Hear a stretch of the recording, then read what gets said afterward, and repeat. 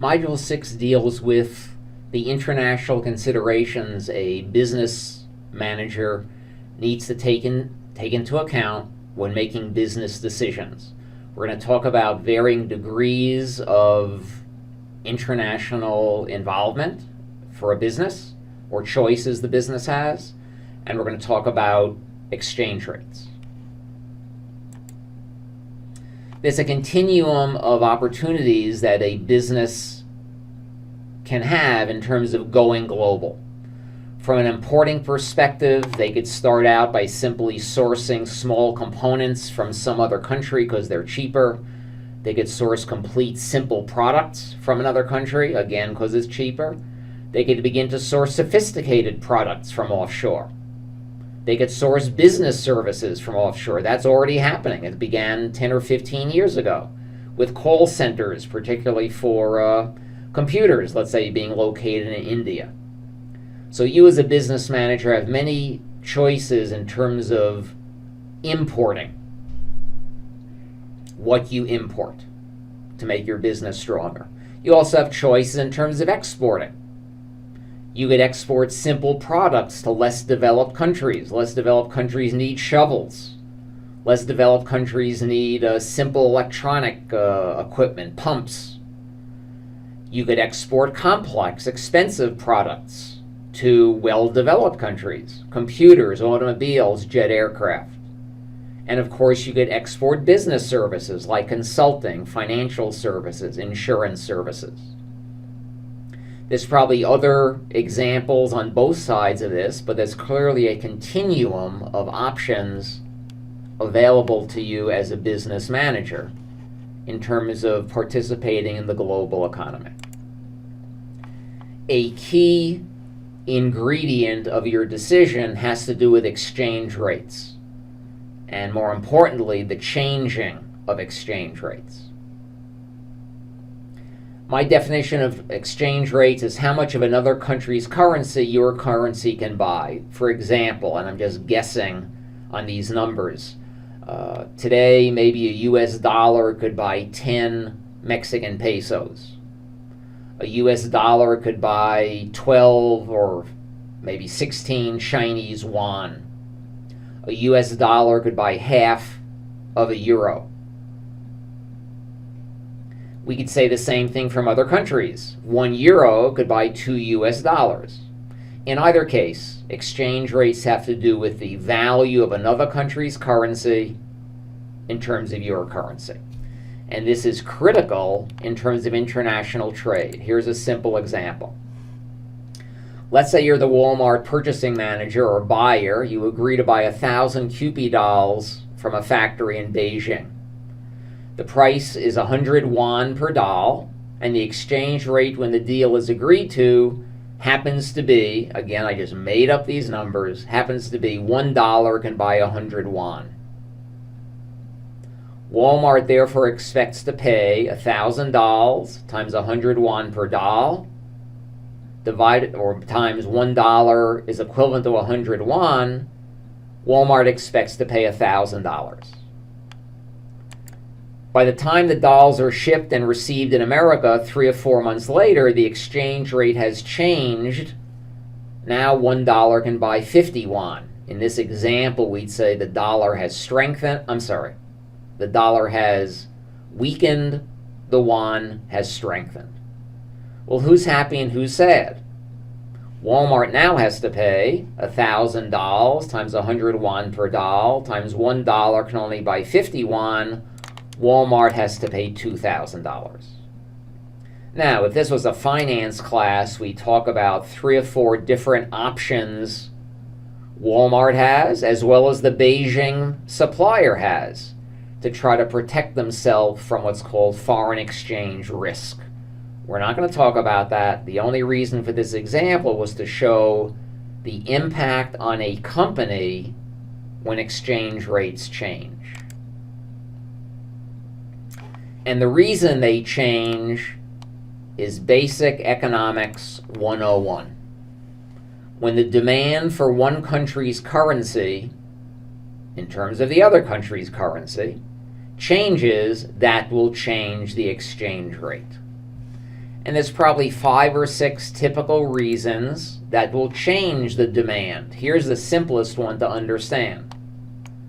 Let's say Germany raises interest rates above all other nations. Let's say most countries, the interest rate's about 5%. I'm just picking that number. Germany decides to raise their interest rates to 6%, the savings interest rate. If you are investors in other countries earning 5%, and you read in the Wall Street Journal that in German banks you could earn 6%, what might you do? You're going to take your money out of your bank and send it electronically to a bank in Germany. However, keep in mind, the bank in Germany doesn't want US dollars. The bank in Germany wants Deutschmarks, or nowadays euros. So you have to go down to your local bank and exchange your dollars in your account for euros.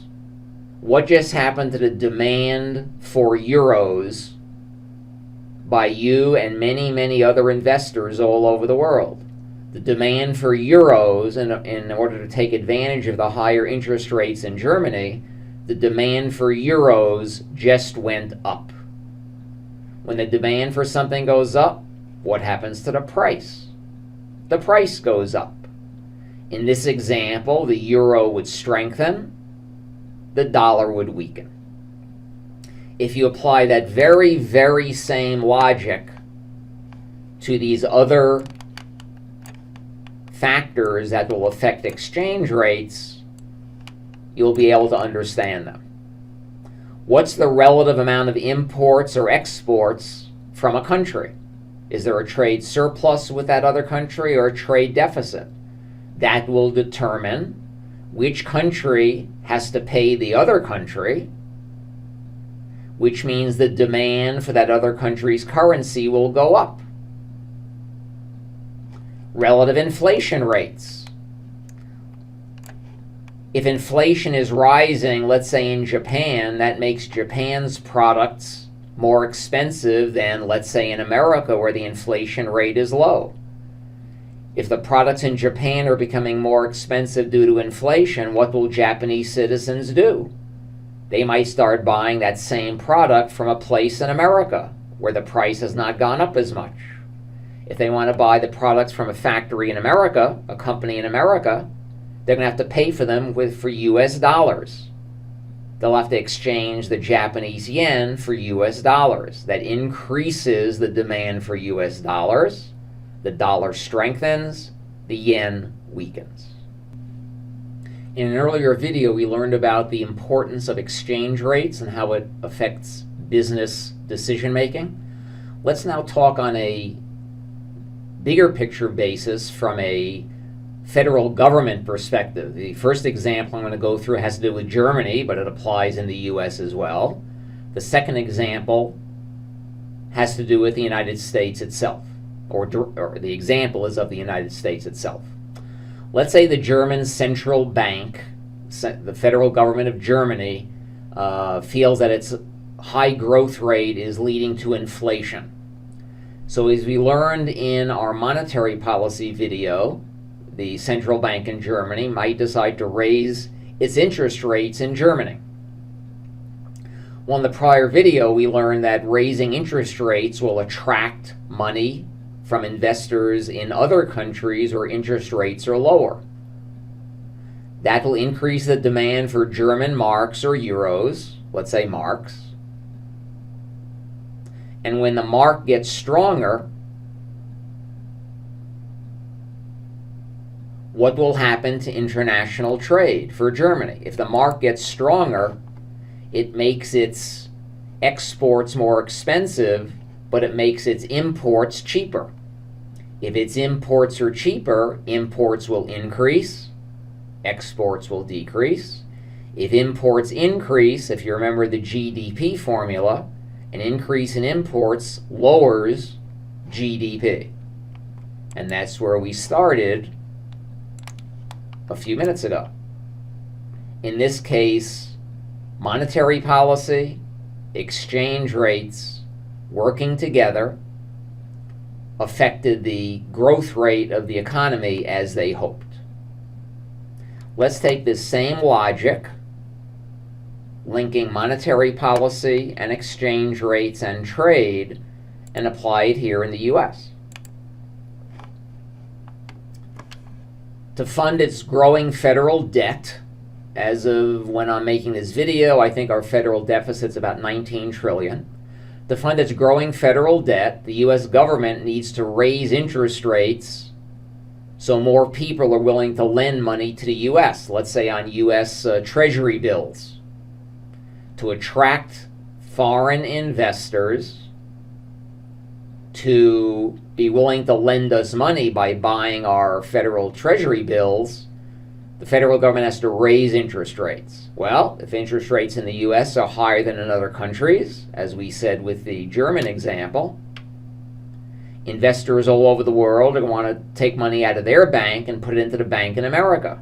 To do that, they'll need to transfer their money from their home currency into US dollars. The demand for US dollars goes up. The dollar strengthens.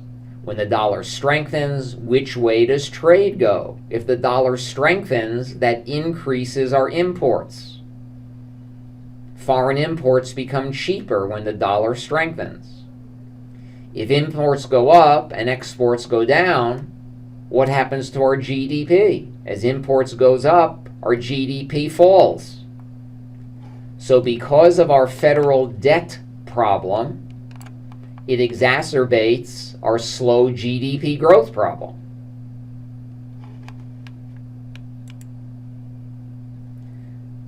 The rest of this PowerPoint I'm going to put in our course resources in Module 6, and it simply explains in granular detail